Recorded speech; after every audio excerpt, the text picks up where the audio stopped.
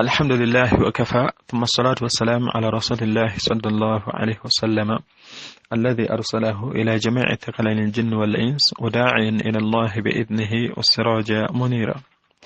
أما بعد، أن عبد الله بن بصر رضي الله عنه يقول: قال النبي صلى الله عليه وسلم: توبى لمن وجد في صحيفته استغفارا كثيرا. رواه ابن ماجه.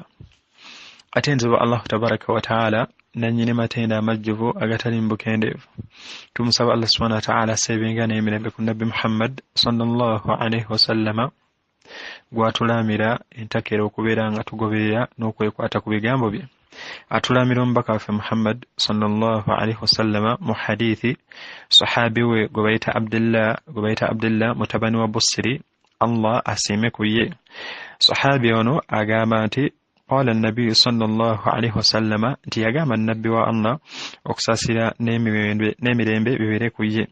Yagamba nti tuuba omuntu ono munnamukisa, yagamba nti munnamukisa awangudde yeesiimye ani.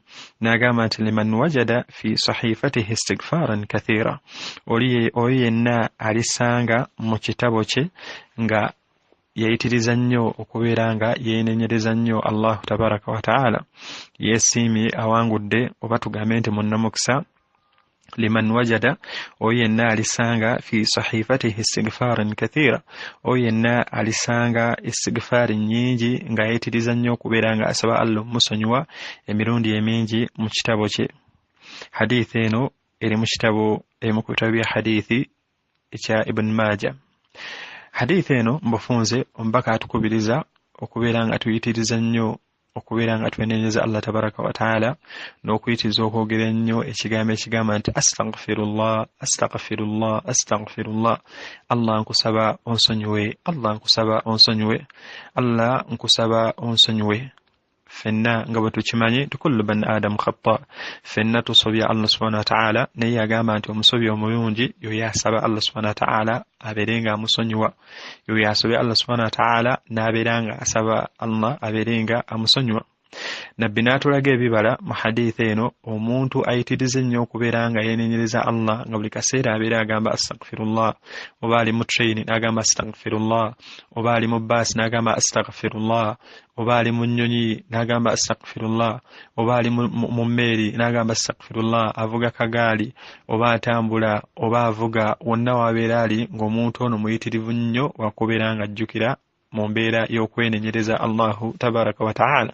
Nabbi atuwamu oli yagessanyu nti omuntu oyo agenda kubanga yeesiimye ku lunaku lw'enkomerero, agenda okujja mu maaso ga Allah nga mu kitabo kye yayitiriza nnyo okubeera nga yeenenyereza Allahu tabaraka wa ta'ala. Tulaba Allah subhanahu wa ta'ala we yagamba nti faman ya'mal mithqala dharratin khayra yarahu, oyo yenna alijja mu maaso ga Allah nga yakola akalimu akalungi ne wekanaba kenkana ng'empeke y'akalo, yagamba nti omuntu ono yarahu bagenda kakulaga ng'otuuse mu maaso ga Allahu tabaraka wa ta'ala. N'agamba nti era waman ya'mal mithqala dharratin sharra yarahu, era yenna anajja mu maaso ga Allah nga yakola ezzambi ne we linaabeera nga tono nnyo nga lyenkana nga empeke ey'akalo, oba tugambe atom nga aba na science gye batwala nga smallest particle, ng'ezzambi lye wakola lyenkana we lityo. Yagamba nti omuntu ono yarahu, ogenda ddiraba nga oyimiridde mu maaso ga Allah tabaraka wa ta'ala, olunaku lwe tugenda okubeera nga tukwasibwa ebitabo byaffe. Naye nabbi atugamba nti omuntu agenda okubeera nga awangudde olunaku olwo, omuntu agenda okubeera nga yeesiimye, agenda okufuna obuweerero, yagamba nti liman, yoyo yenna wajada fi sahifatihi istighfaran kathira, anaasanga mu kitabo kye nga ye muyitirivu, oba omuntu ono yayitiriza nnyo okubeera nga yeenenyeza Allah tabaraka wa ta'ala. Ne bwe kyabuluganda abakkiriza ekigambo kye tulina okuyitiriza ku nnimi zaffe okusinza ku hadithi eno n'ebibala ebiri mu hadithi eno, etukubiriza okubeera nga tuyitiriza nnyo okwogera ekigambo ekigamba nti astaghfirullah astaghfirullah astaghfirullah. Nga mmaliriza mbadde njagala nnyo tuteeke obwongo ka audio kano wekaggwera ku kigambo kino kyennyini, bangi tukyogera naye nga tukikulamu ensobi mu kubeera nga tukyogera. ekigambo kino kiri astaghfirullah astaghfirullah astaghfirullah. Eno faa'u erina okubeera nga tugitaddeko kasira wabula tetugiteekako dhamma. Singa ogamba astaghfirullah astaghfirullah astaghfirullah, bannalulimi oba bannanyini mateeka g'olulimi Oluwarabu batugamba nti singa ogissaako dhamma amakulu g'ekigambo kino, oba ogamba Allah nti Allah nkusonyiye, obanga agamba Allah astaghfirullah, obanga agamba Allah nti omusonyiye Allah subhanallah, tekiriyo era tekisoboka ekitonda okubeera nga kisonyiwa, wabula ffe beetaaga okubeera nga twegayirira Katonda gwe tusobya emisana n'ekiro okubeera nga atusonyiwa.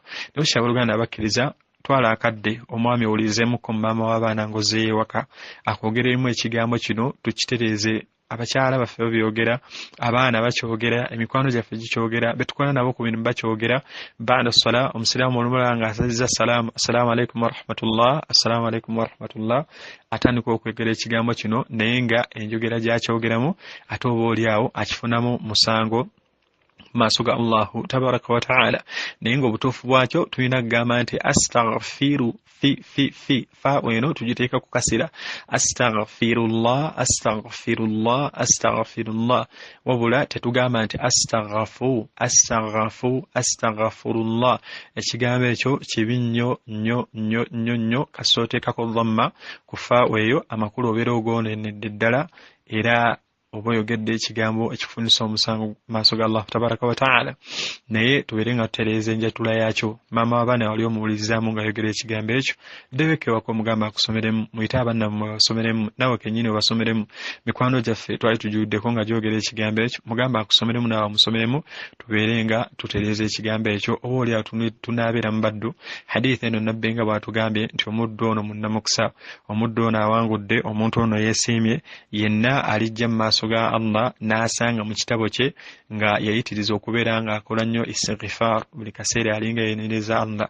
Abange tuyitirize okwenyereza Allah onna we tubeera tuli ku bidduka, tutambula, osiriikiridde mu train ogenda ku mulimu, oli mu nnyonyi, abange tolina kyofiirwa okuggyako olina kyogenda okufuna ng'oddiziddwa maaso ga Allah tabaraka wa ta'ala. Wagenda otukwasa ebitabo byaffe, tubeere nga tusoma emirimu emirungi egirimu, nga tusoma n'amazambi agalimu. Naye nabbi atugambye nti awangudde ku lunaku lwe tugenda okukwasa ebitabo byaffe ye muddu yenna alijja mu maaso ga Allah naye nga yeetiriza nnyo okubeera ng'ayogera ekigambo kino. Abange tusomemu ekigambo kiri astaghfirullah astaghfirullah astaghfirullah, wabula tekiri astaghafu fu. Bw'ogamba nti fu fa eno n'ogiteekako dhamma, ekigambo ekyoyogedde mwana wattu tekibeera kituufu era okifunamu omusango maaso ga Allahu tabaraka wa ta'ala. Nsaba Allah subhanahu wa ta'ala atulongoose ekigambo kino ku nnimi zaffe, atuwe okukyogera mu bunnyini bw'okukyogera, era akitule mu bitabo byaffe tukisangeyo olunaku, ssente n'abaana na byonna bitagenda gasa, okuggyako omuddu alidda maaso ga Allah nga mu kitabo kye mulimu emirimu emirungi mingi nga gisinga amazambi ge. Nsaba Allah subhanahu wa ta'ala akiteeke ku nnimi zaffe, abaana baffe, abakyala, mikwano gyaffe, era ekigambo kino akituwangaalizeeko obuwangaazi bwaffe bwonna mpaka lwali tujjira mu bulamu bunene bw'eddunya. Mbasaba obubaka buno tubugabane, tubeere nga tubuweerezaako baganda baffe bonna abalala, tubeere nga tutereeza ekigambo kino biidhnillahi tabaraka wa ta'ala. Nkakasa buli anaatereeza ekigambo kino yenna anaabeera mu mulezo obubaka buno ogenda kubeera ng'ofunamu empeera mu maaso ga Allahu tabaraka wa ta'ala. Subhanaka Allahumma bihamdika nashhadu an la ilaha illa anta nastaghfiruka wa natubu ilayk. Assalamu alaykum wa rahmatullahi wa barakatuh.